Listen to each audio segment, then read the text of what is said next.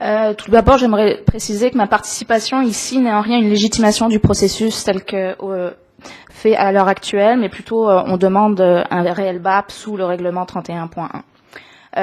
Rapidement, j'aimerais juste préciser que pour une meilleure compréhension des citoyens, il serait bon que les unités de mesure telles que présentées par le Bureau de la sécurité des transports dans leur présentation tout à l'heure soient identiques entre les trains et les pipelines, parce qu'à date, on s'exprime en litres pour les trains au niveau des déversements, mais on s'exprime en mètres cubes pour les pipelines. On s'entend que ça envoie pas le même message au niveau des citoyens.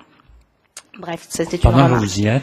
Pendant que vous y êtes, écoutez, vous nous avez indiqué tout à l'heure qu'un mètre cube égale 1000 litres. Si c'est possible de nous envoyer un tableau corrigé pour utiliser la même unité de mesure. Oui, on peut faire ça. Mais vous l'avez dit, puis je viens de le répéter, mais ça serait peut-être facilitant pour le citoyen. D'accord. Allez-y, madame. Merci beaucoup. Ma question est la suivante, elle est assez simple.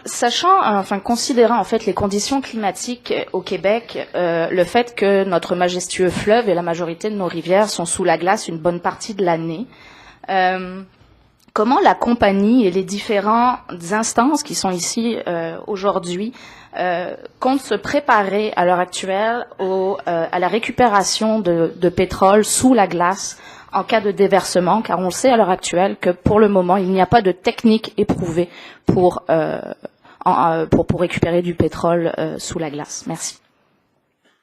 Écoutez, je vais quand même demander la réponse tout de suite, mais je tiens à vous dire que pour la Commission, l'analyse de risque que le promoteur a réalisée, spécifiquement pour la rivière Etchemin avec un déversement de l'ordre de 22 000 barils, va faire l'objet d'un questionnement soutenu de la part de la Commission, notamment en période hivernale. Mais auparavant, peut-être je demanderai à M. Bergeron d'apporter quelques éléments de réponse. Monsieur le Président, je vais demander à M. Grenon de répondre. Merci, Monsieur le Président. L'intervention dans la glace, c'est un domaine qui est très bien connu dans les pays nordiques. Il y a beaucoup d'expérience, entre autres en Norvège, en Alaska, et puis ici même au Canada et au Québec. Cette semaine, on aura peut-être des gens de la Société d'intervention maritime de l'Est du Canada qui sont déjà intervenus dans les glaces avec des techniques éprouvées de récupération qui ont déjà utilisé dans des vrais déversements, des vrais cas de déversement ici même au Québec. Je ne sais pas si vous voulez que je rentre dans les détails des techniques que l'on peut utiliser, mais à l'intérieur de nos plans d'urgence qu'on vous présentera plus tard cette semaine, nous allons inclure bien sûr les conditions climatiques et particulièrement les conditions hivernales pour adapter nos stratégies d'intervention ainsi que nos tactiques. Et ces tactiques-là vont varier selon les conditions de glace, que ce soit de la glace mobile ou de la glace type banquise, là, qui n'est pas en mouvement. Donc, il y a des techniques qui existent que nous pouvons utiliser. Un exemple très simple, lorsque l'on peut se déployer sur de la glace qui est de type banquise, qui est un cours d'eau qui est complètement gelé, bon, on peut réaliser des tranchées dans cette glace-là, des ouvertures à l'intérieur de lesquelles on peut mettre des équipements de récupération comme des écrémeurs, des pompes, des choses comme ça. Il y a des techniques également dans les eaux pour récupérer du pétrole entre des pièces de glace qui seraient accumulées le long des rivages, etc. Donc, on pourra peut-être vous présenter certaines de ces techniques-là plus en détail si vous le désirez lors de notre préparation d'urgence.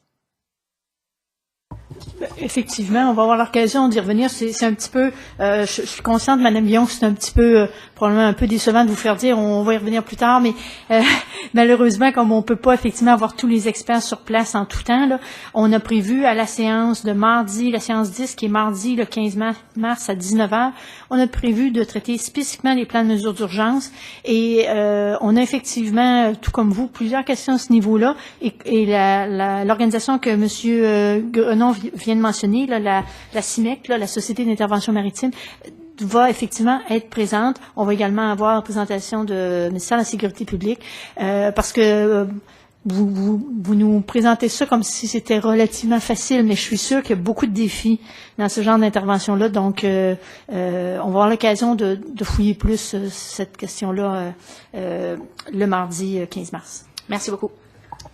Merci à vous. J'appellerai maintenant M. Pierre Dumont à Laval.